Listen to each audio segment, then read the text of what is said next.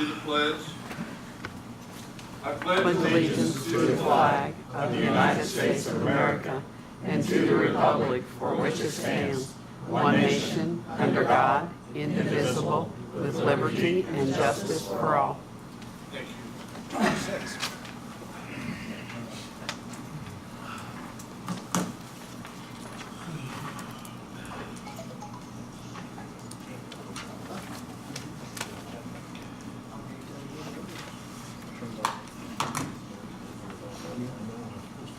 Okay, today is Monday, November the 5th, 2018. The time is 5 p.m. and the meeting at Greensburg Board of Works is called to order. At this time, please silence electronic devices. To comply with Title VI of the Civil Rights Act of 1964, the city requests the participants in this meeting complete a voluntary, anonymous survey that is available on the table in the back of the room. My Chief Bridges, he's guarding it tonight. So, roll call, Ashley. Carol Perkins. Here. Brendon Waller. Here. Lynn Tubby. Here. And Daryl Foley is absent. Yeah, he may be in later. Okay.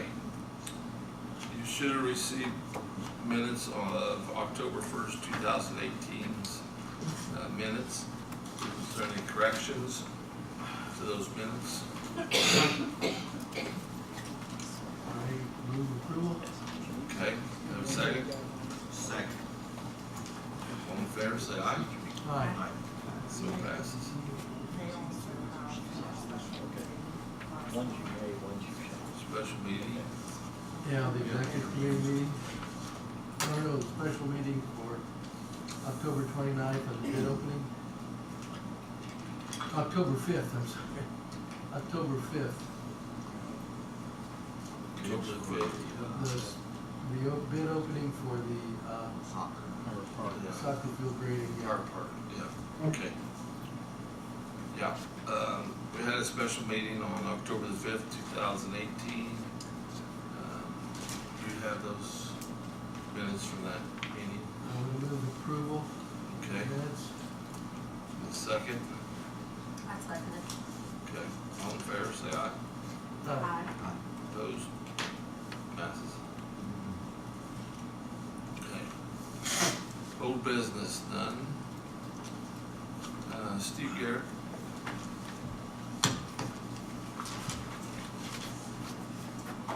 Good evening. I only have one item as far as for me today. I need to request a promotion of Randall Koors from probationary firefighter status to the rank of first class firefighter effective November 12, 2018. I gave everybody a letter from their assistant chief. I'll make we promote him first class firefighter. I'll second it. Good hire. All in favor, say aye. Aye. Opposed? Where is he? I didn't think you'd want to pay me overtime here, so. Just get a better job and he wants overtime? Thank you.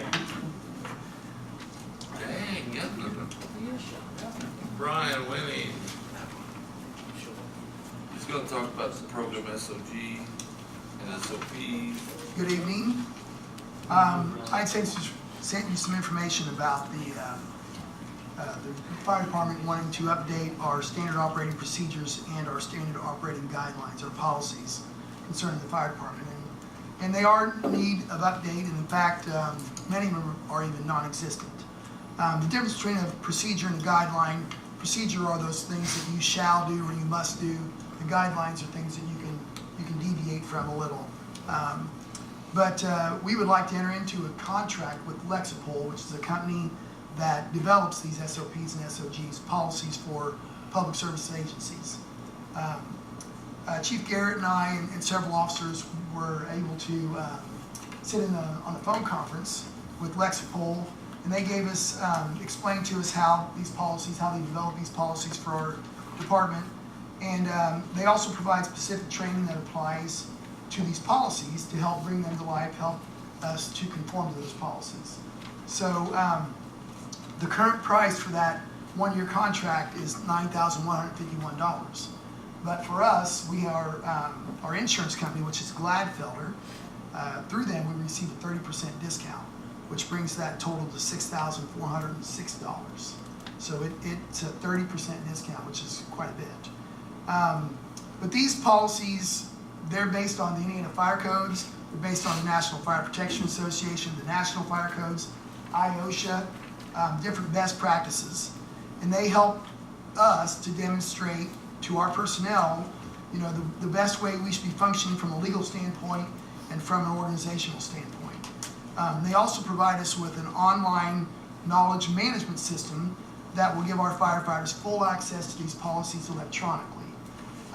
As we know, we have a lot of new guys in our department, and as you know, almost everybody has a smartphone, and you know, especially the millennials these days, and we can get our policies right over our smartphone, be able to see those, how they apply to us. And also, through that system, it contains an electronic acknowledgement, so we can have proof of individual accountability through each one of those firefighters. So they did read the policy, they know what it says, and they are able to electronically note that, and then we have that as they did read the policy, they know the guidelines. So it's kind of a neat policy, a neat thing that they provide. I'll give you a little bit of a scenario. There's two boys in a boat, or they're on the river playing, and they see a boat, and they jump in the boat, and look down, and there's two paddles in the boat. Well, they start floating down the river, the paddles are broken, they don't care, they just jump in the boat and start having fun. So they're floating down the river, and all of a sudden they're having a good time, the sun's out, and then they start hearing this noise, and it's this roar, and it's getting louder and louder. They're coming to a waterfall, and they're like, what do we do? So they grab the paddles, broken paddles, trying to get over to shore to get out of the boat so they don't go over the waterfalls. Well, they get over to the shore just enough, the paddles work enough to get over to the shore, they jump out, and nobody gets hurt. But that's kind of like the fire department. Our policies are there, but they're not very good. They're like those paddles, those policies and procedures. We have them, some of them, not all of them, but they're like the paddles, and we're just floating down the river, and one of these days something's going to happen from a legal standpoint, or somebody's going to get hurt. We've been fortunate. We're unfortunately sometimes we're a reactive department where we don't look to do things prior to when an emergency or a situation happens.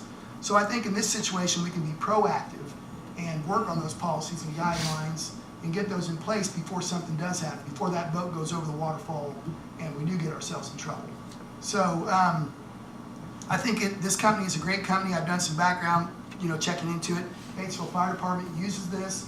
I talked to their chief today a little bit, and he said, I really like the way this works. They're happy with the program. They use it, and I think it would be good for us. But we do have to enter into a contract with them. So that's one of the reasons Chief asked me to explain this to you and kind of give you an update of what we're looking at. I'd like to ask if you guys have any questions or anything about. If we go with this company. Correct. What's the procedure to get the SOPs, SOGs back to you? Do they have to come back to us? No. To get them? The good thing is, I do believe that you'll probably have to sign off on when the procedures are all done, because I think that's in the scope of what you do, right? I believe. I think so. Yeah, I think so too. I know But in the past administration, they were bringing everyone to them, and Right. it was long drawn out. right, this would be the whole manual, or this would be all the policies. And the way I understand it, the way it works is that they would bring these policies to us, and they do it in a gradual. They don't just dump them all in our lap. They do it in a gradual process, and we have one person that that's going to work closely with Lexipol, and as these policies come in, they're a little bit generic, and we're allowed to work them to fit our department, so we can So get them you into have our say scope. so. Yes. And then, the nice thing about this company is they have all the legal documentation. We don't have to go to Chris and say, hey, is this going to be a legal issue? We don't have to do that. They've got all the legal counsel and all that. They know all what these policies, whether they are legal or not. And so that's one of the benefits of using this company. So we'll go through, they'll give us some procedures, we'll use those, look at the procedures, we'll make them fit our department, and then we'll get those out, and then they'll just gradually, it takes about 6 months, they said, to completely get, possibly, depends on how fast we want to go. We could ramp that up a little bit, but they said, and we're not a big department, some of these big departments that they deal with, you know, that have multiple stations and all that, takes a little more time. But depends on how fast we want to go. Yeah. When was the last time the policies were actually completely reviewed? You know? It's been, I can't even tell you. I mean, I know Dan, when Dan was chief in 94 through, or 96 through, I don't know, 10 years, I don't know, 8 years you were chief or something. I mean, it's such a painstaking process, and I don't think we've ever completely updated them. We have a policy for this, or a little policy for this, Right. but we haven't had this, Comprehensive. yes. Well, it makes sense to do it, and it makes sense to have someone that's knows the best practices, knows the legal piece, and can put it together. I like the fact that it's not a generic, but it's one that will be tailored to, We can adapt. yeah. Correct. And that makes good sense. I'm glad to hear that. And it makes sense that it's not completely, not a complete dump. That's too much to work through. But a section at a time or an area at a time makes sense. So yeah, it's probably a good thing that we're having this reviewed again. Too bad we haven't kind of been doing that on a regular basis. And we, But- honestly, but I mean, that we happens. should have been. I mean, Well, it's- we got it done and then you forget about it for a You while. do, so.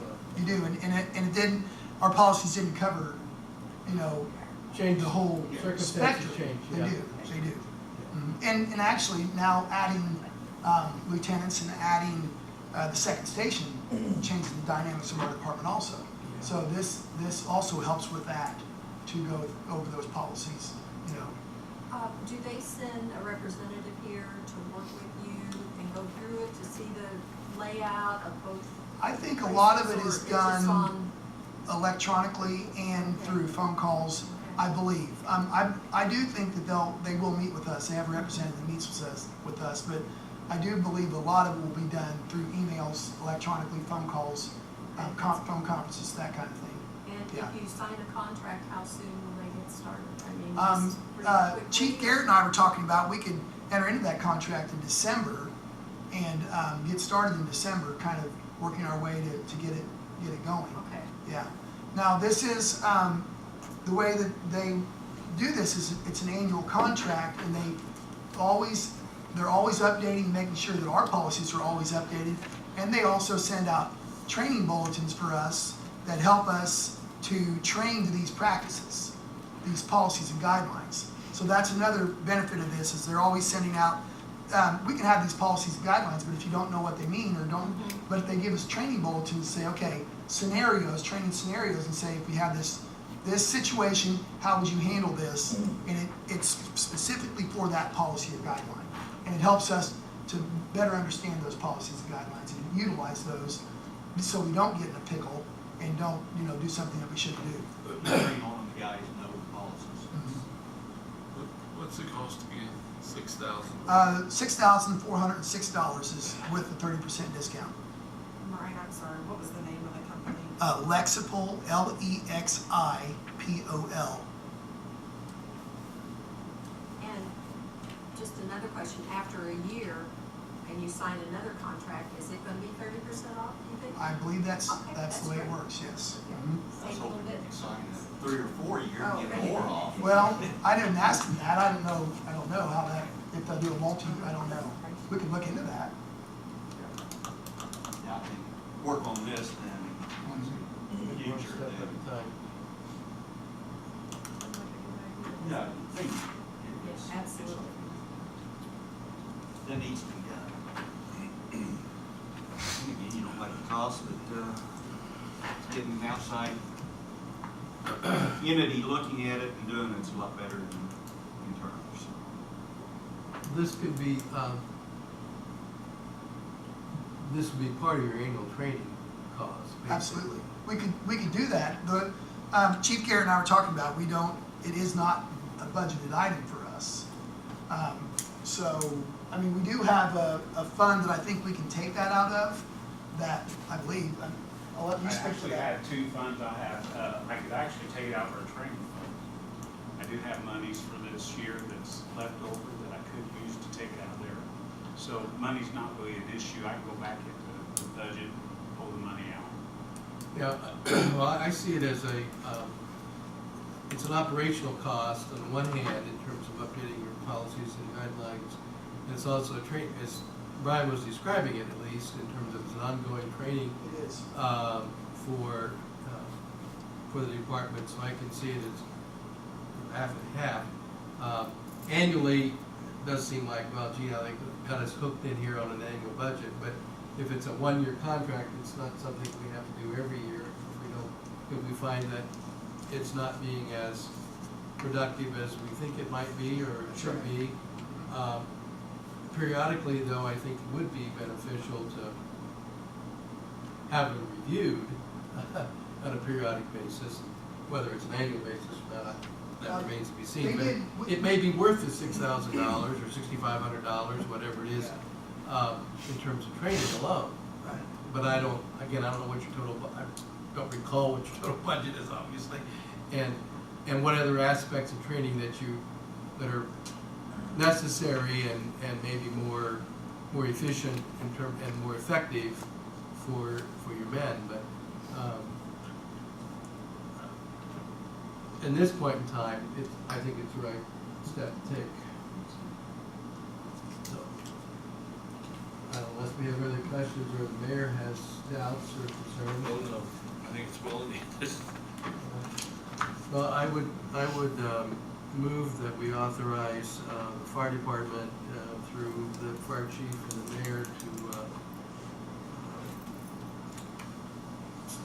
enter into a contract with Lexicol for these services. And a second, I'll second. any other questions? Order works. All in favor, say aye. Aye. Opposed? Okay. Thank you. Thank you very much. Well, thank you. Chief Bridges.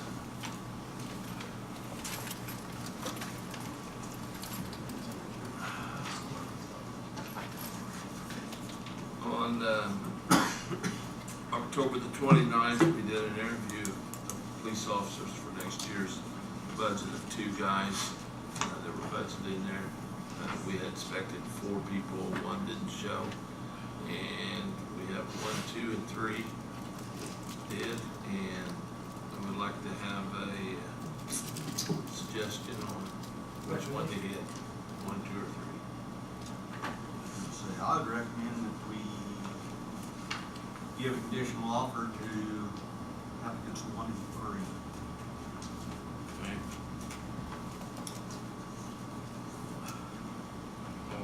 All you guys agree with that? Okay. So I need a second on that motion. I'll second it. Okay. All in favor, say aye. Aye. Okay, so it passes. 1 and 3. All right, thank you. Yeah. Okay, the next thing I have on the agenda is purchase for vehicles for 2019. I sent out a information to you all in the last packets and that. Part of the reason why we're wanting to go ahead and start the process of ordering new cars is, of course, we're going to need a couple cars to put the new officers in. Plus, we're going to assist the city by giving them a couple of our cars, one being possibly the fire inspector and then one for the city engineer. So a couple of our vehicles are going to be transferred over to City Hall. And that with what you guys received is, of course, I got 2 bids, one from Dodge and one from Ford. I went through Don Meyer here locally on the Ford because the other dealer that we have dealt with in the past, Bloomington Ford, advised me that they would probably not have any Fords in until after the first of the year, which is about the same with Don Meyer. So getting those vehicles is going to be about the same time frame. With John Jones Dodge, which we have used before, they actually have vehicles sitting on the lot right now that we can go ahead and purchase and have them hold for us. Or if we went through our local Dodge dealer, it would be possibly 3-4 months away. So that's why the John Jones bid is there. These are all state bids, so no matter who I contact in the state, this is the price that you're going to receive from the state on Fords and Dodges. As you see, there is no actual cars or sedans on this list. The one thing that we are looking at is for the majority switching away from the to the SUV due to issues with officers and their knees. One thing that we're finding, especially in our younger guys, is the way that getting in and out of the cars is causing a lot of issues to our left knees. So that's one thing we're going to try to correct before it possibly bites us here in the near future. And that. So, plus with our alleyways and some of the areas that we need to get to, we've actually gotten stuck and had to tow cars out to where the SUVs have a higher clearance, and we could actually get through the alleys a lot better. So. Again, through Don Meyer Ford, I'm requesting to purchase 4 vehicles. The 2019 Ford Explorer, state bid is $30,365.20. And to purchase 4 of those, the total will be $121,460.80. On the 2019 Dodge Durango, those are priced state bid at $30,386. For 4 of those, it would be $121,544. And for the 2018 Dodge Durangos, it is $28,393. And for 4 of those would be $113,572. I will tell you that currently we do not have any Dodge Durangos on the road or in our fleet. We have Ford Explorers, so I guess that's the next question on which way we want to go. Well, that's what I was gonna ask, what do you prefer? Well, you don't have any Durangos right now, but how different are they? They're a little bit of a bigger vehicle. My The Durango or the Koors? the Durango is a little bit bigger of a vehicle. My only concern, and I could easily bring the city mechanic into the room, and we have had to do a lot of work on our Dodge Chargers. 2010s front ends, we were replacing those a lot just with the mechanical issues. The 2013 Dodges we ran into a lot of issues with mechanical, again, front issues. 2016s and 17 and 18s right now, we haven't really seen much of an issue with the Dodge. I'm hoping they do hold up, but that would be my only concern. I did some research, and so far I've not found anybody that has anything bad to say about their Durangos. Again, it's going to be a preference thing, kind of like if you're a Chevy or a Ford guy. So I can say though, right now we don't have any Fords that we're having an issue with other than recalls. We've had it a little bit with the CO2, where some officers were actually getting CO2, passed out, and had accidents. But those, like I said, those have been in recall and that. So again, it's a preference thing.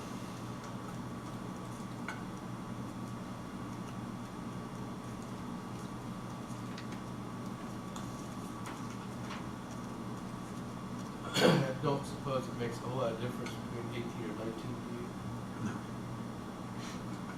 No, the only difference is they've got about 20-some, last I knew, they had 20-some Dodge Durangos on the lot that were 2018s. And then in 2019, of course, as you see, they're going to boost it up $2,000.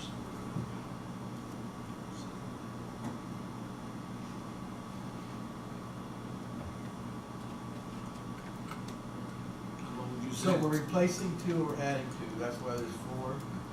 2 are you replace Yes. as an automatic. Or pool cars. Yeah. So, yeah. Well,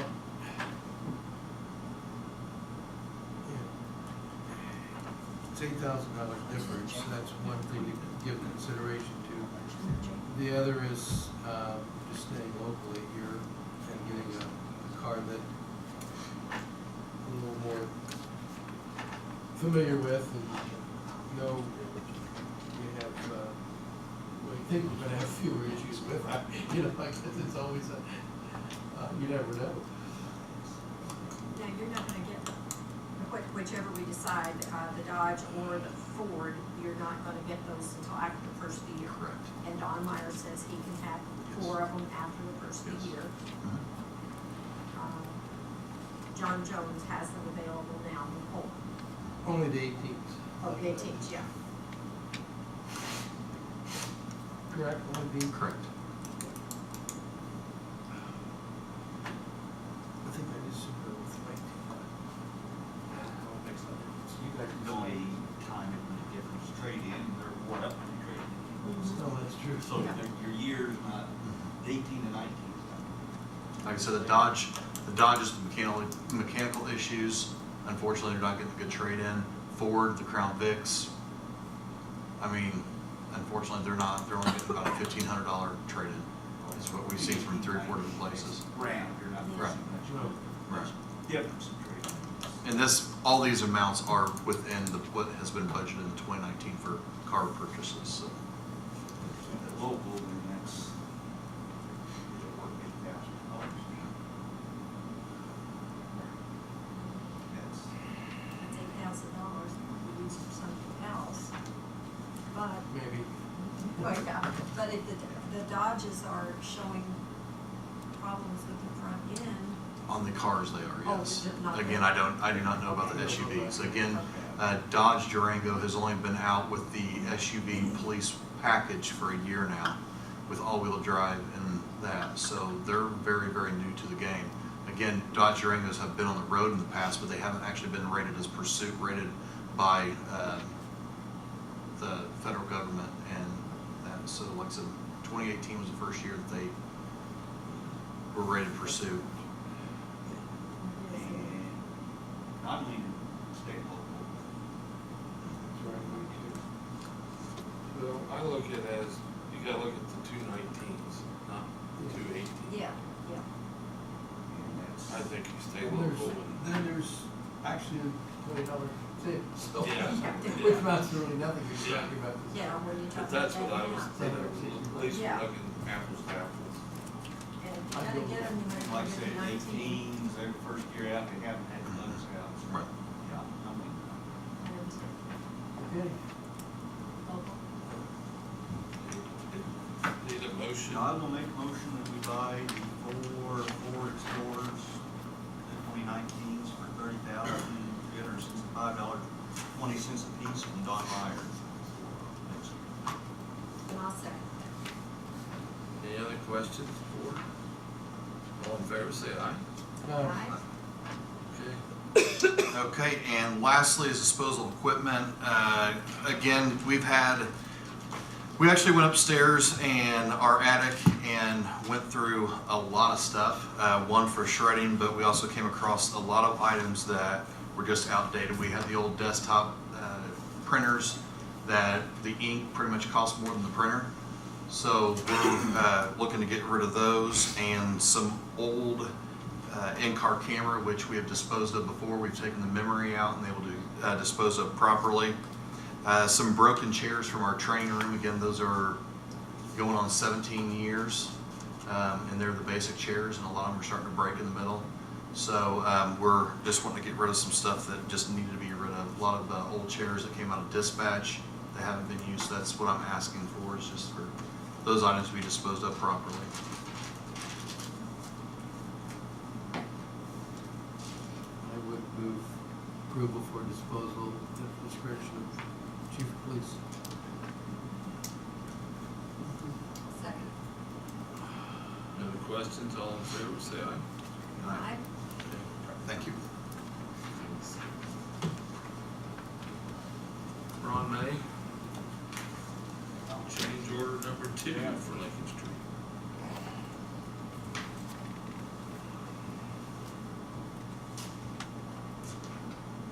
Good evening.